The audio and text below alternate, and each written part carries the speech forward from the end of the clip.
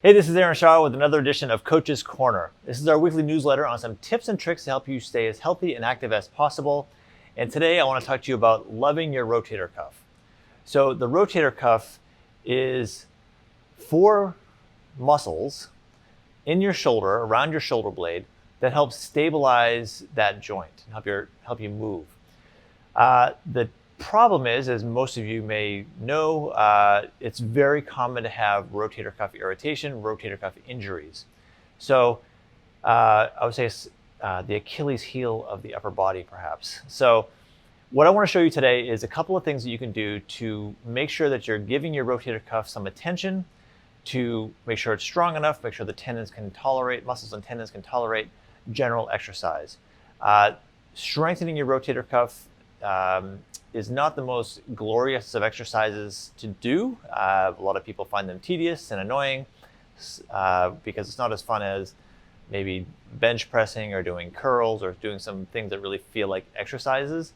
And I've even issued some of these exercises to clients who don't have any specific shoulder injury, but just help fortify them, and immediately they feel that it's I don't want therapy exercises, I don't want rehab exercises.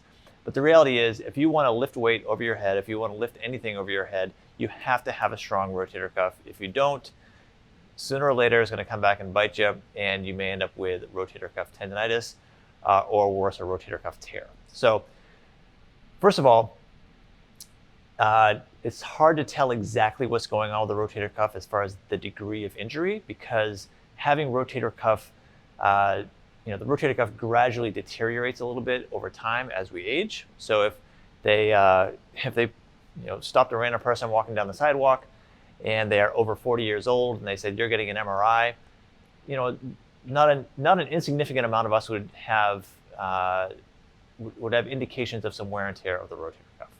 So what this muscle group does, so if you get the ball and socket of your shoulder joint, what the rotator cuff does, generally speaking, is it takes that ball, which is your humerus, and make sure that it stays kind of being pulled down towards the ground. So those muscles will pull the humeral head, the ball, down to help counteract the forces of lifting up overhead. So when you lift things up overhead or lift things out in front of you, you've got a deltoid, which is the muscle on the outside of your shoulder. And what that does is that takes this ball, again, the humeral head, and pulls it up. And so there's these muscles, their deltoids are very strong, and with coordination between your deltoid and sometimes your trapezius muscles, there's so much force going up that ball tends to drift upwards unless the rotator cuff is strong enough to kind of balance out that force. So if things are done well and you have really good movement patterns and really muscle balance, their upward force from the deltoid and other muscles will be met with the downward force from the rotator cuff group, and together they'll create a rotational force at the shoulder joint, at that ball and socket. So instead of there being too much upward force or too much downward force, it'll be balanced, and that ball will stay right in the socket. So the mechanics of the shoulder is incredibly complicated. It's the most mobile joint in your body. So that 1 minute explanation is barely even touching on some of the concepts of the shoulder. But needless to say, what's incredibly important is maintaining or improving rotator cuff strength. So I'm going to show you a couple of exercises to do that would be great to integrate into your program if you're not already doing them. And albeit they may be kind of boring, but they are essential in shoulder health. The alternative is ignoring them and then coming into my practice to rehabilitate injured shoulder tendon, which really stinks. So the first one you may have seen quite a bit is where typically put a little towel or something under the arm so that your elbow is just slightly away from your trunk. And what that does is it really helps the rotator cuff function a little bit better, maybe get a little bit better blood flow than being totally tucked in. So it's nice to have a little towel or something under your arm. I'm demonstrating here with my left arm, so I'm just using a really light band to start with. So my right arm is just holding the band steady. My left arm is rotating out to the side. Comfortable range of motion. The mistake that some people make is wanting to pull really, really far out. There's no need to do that. Hold it in kind of this mid position until it feels comfortable. Slowly return. Things to watch out for is that you're not shrugging up. And of course, if there's any discomfort, skip it, lower the repetition, shorten the range of motion, or give us a call and we'll evaluate what's going on with your shoulder. But do not push through pain with this. So the idea of this is that you could do 8, 10, 12 repetitions comfortably, maybe 3 or 4 sets a few times a week. 2 to 3 times a week is enough, generally speaking, to help the rotator cuff improve strength and make sure you have that balance of upward and downward forces.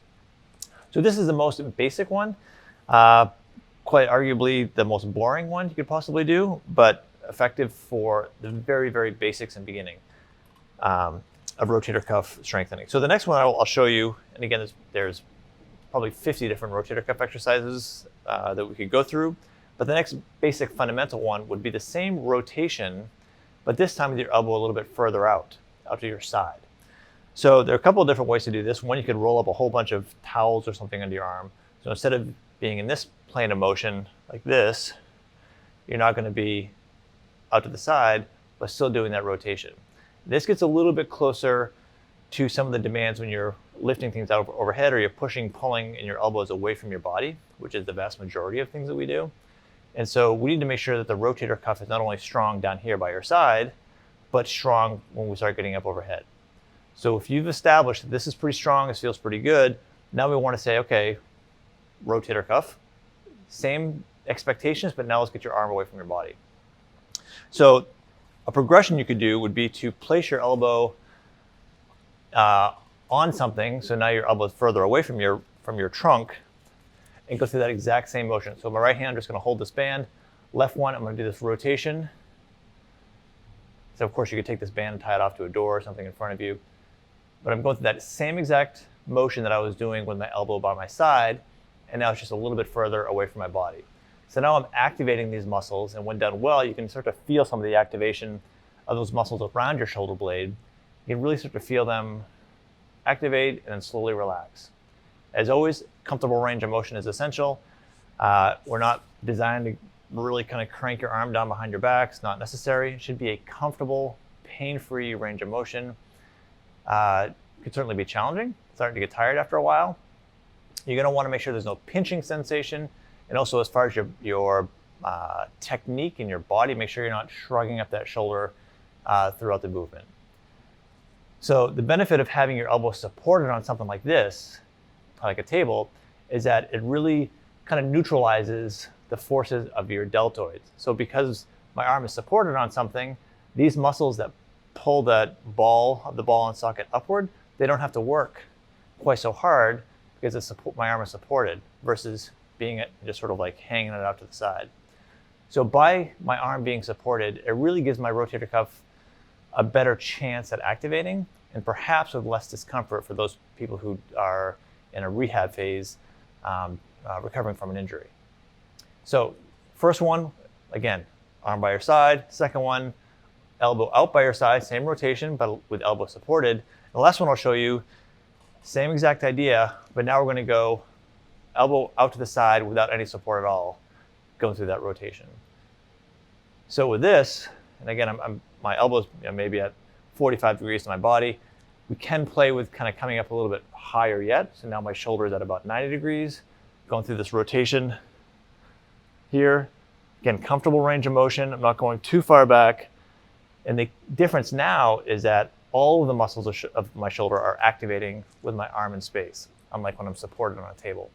So the demands are higher. The risk of overloading the tissue is higher. But the benefit of gradually building strength up here in the rotator cuff is that it translates very well to pushing and pulling with your arm up in space, which is what most of us do. So short of sitting at a computer with your arms down by your side, your rotator cuff is doing a little tiny bit of work. The chances of ruining your rotator cuff from fairly good posture while typing on a computer, basically none. chance of irritating or damaging your rotator cuff if you're lifting heavy up overhead or out in front of you, it's real. So the key here, the take-home message is give your rotator cuff some love. Try some of these exercises a couple days a week. Integrate them into your strength and conditioning program. Any discomfort or any pinching sensation, skip it, give us a call. We're happy to evaluate your shoulder, make sure that your exercises match exactly what your goals are and the condition of your rotator cuff and your tendons. And until then, keep up with your exercises, reach out to us if you have any questions, and stay healthy.